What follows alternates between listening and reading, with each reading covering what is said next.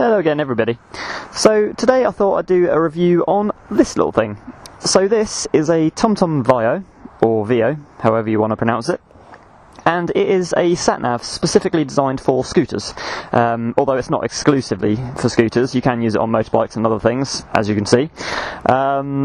But they do seem to market it mostly towards scooter riders. In fact, when you fire this up, which I will do in a minute, you get a nice little sort of animation of what looks like a Vespa driving along, which is quite cute.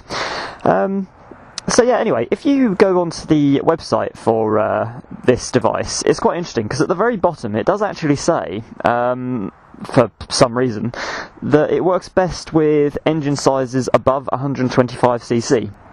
Now, this is of course false information.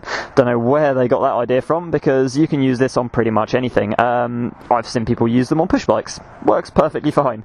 So I really don't understand where they got that idea from and why they decided to put that there, but there you go. Just a bit of funny information for you. So yeah, the device itself is very interesting because it's not a standalone system. It does in fact require a connection to your smartphone in order to work. So this itself does have a built-in GPS receiver, and it's got the touchscreen and a big battery in it and everything else. But that's about it. Everything else it relies on your phone for, so all the maps and everything are on your phone. Now, this kind of begs two questions. The first one is, if that's the case, why don't you buy a standalone system? Well, two parts to this answer. The first is price. So, a motorcycle or scooter sat-nav system that is weatherproof, that you can have outside and it's not going to get damaged by the weather, generally speaking, they're quite expensive. You can get cheap, generic Chinese ones or whatever on eBay, but they are not going to be anywhere near as good. I don't know how reliable they'll be either. So that's kind of it. Whereas this, comparatively, is very, very cheap. It's like half the price of a standalone system, at least. So that's one thing. The other thing is that the battery life. So again, because it's got less components in it compared to a standalone system, this has quite a good battery life, about 5 hours of continuous use, with the screen brightness on quite high as well, I might add.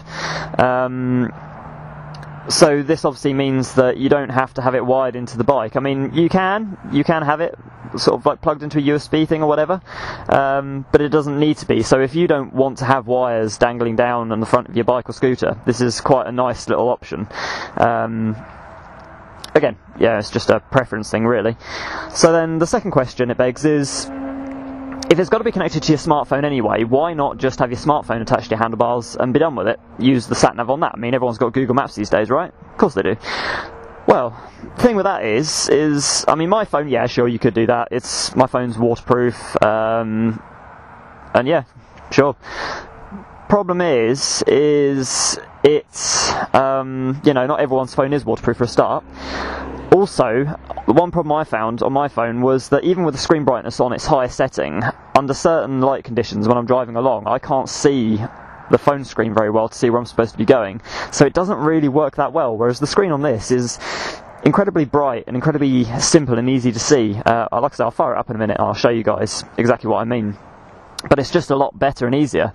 And then the other thing is control. So on your phone, obviously, especially if you're wearing gloves and that, very difficult to control it, change things or whatever. Whereas this, I don't know how well it works with other gloves, but with my sort of summery riding gloves, it works really well.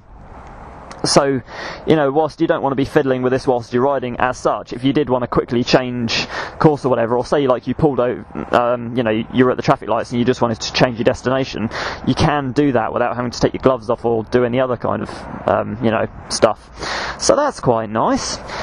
So anyway, moving on with the device, how it all works and everything. If I fire this up now, I'll show you. So there we go. There we go, there's the little, oh, that was very, very quick. I don't know if you guys caught that, but it had the little sort of animation of the Vespa sort of chugging along, which was quite cute. So, obviously it's not got anything, I've not told it to go anywhere just yet, so it's obviously just on the map, you can't see very much. But if tell you what, I'm actually going to put my glove on as well, just to show you. So if I click this bit up here, it comes up with recents, home and everything else. Now, this is the only thing I don't like about this so far, is that I can go to any of my recent addresses, and I can go to any of my saved addresses. One thing I can't do, or you can't do on this, is enter in a new address on the device itself. If you want to go somewhere that you haven't been before, you do have to fire up the app and type it into there. But if I show you this, so obviously you have to download the TomTom app, and then you can do everything from here. So you can change the settings, you can view stuff about this, like how much battery it's got left and all that kind of stuff. And yeah, you just do it all from here, just like a normal sat-nav. But once you've got the address in here, you can put this away and carry on using this. So for instance, if I wanted to go to sorry, I went to Newington the other day, so let's put that in there. So it comes up on the map just like that. You click ride down the bottom, and there you go. Obviously it's not showing very much at the minute because I'm on a very boring bit of road that there is really nothing else around, but obviously as you go along, it's just like using any other sat-nav. But because it's such a simple display and everything's so bright and clear, you don't have to stare at it, you can just glance at it just to see where the next turning is or whatever.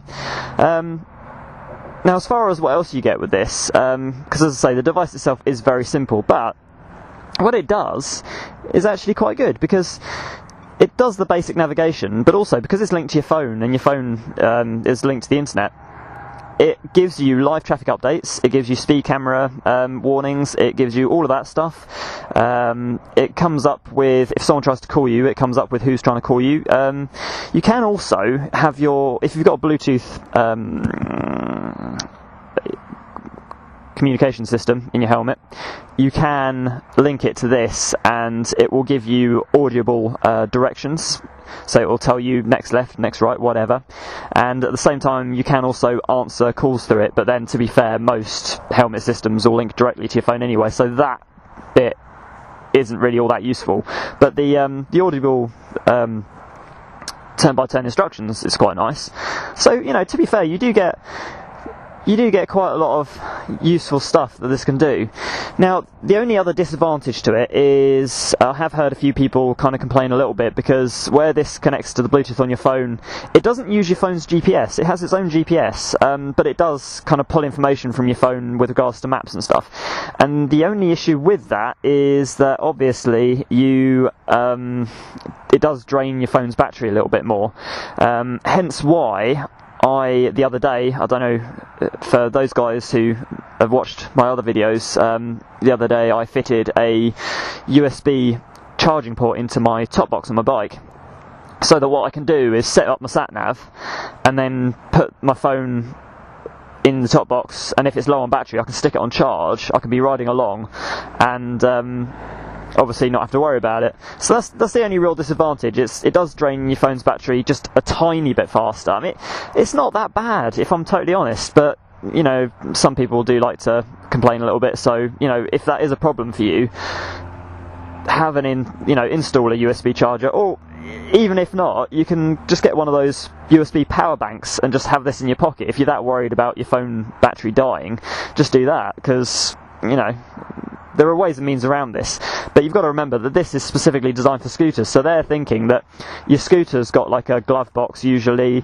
Most of the newer ones have like a USB charger anyway for your phone, or even if they don't, you can stick this and a USB power bank and stick it in the glove box, and then have this up on the mirror, and of course you've not got any cables to worry about, and it's all nice and neat and lovely. So yeah, there you go guys. As always, if you did happen to like this video, please do give it a like. If you haven't already, please do subscribe to the channel. Go check out my other videos, and if you do have any comments or questions about the TomTom Vio sat-nav system, just drop them in the comments section below. And for now, thank you so much for watching, and I will catch you guys again soon.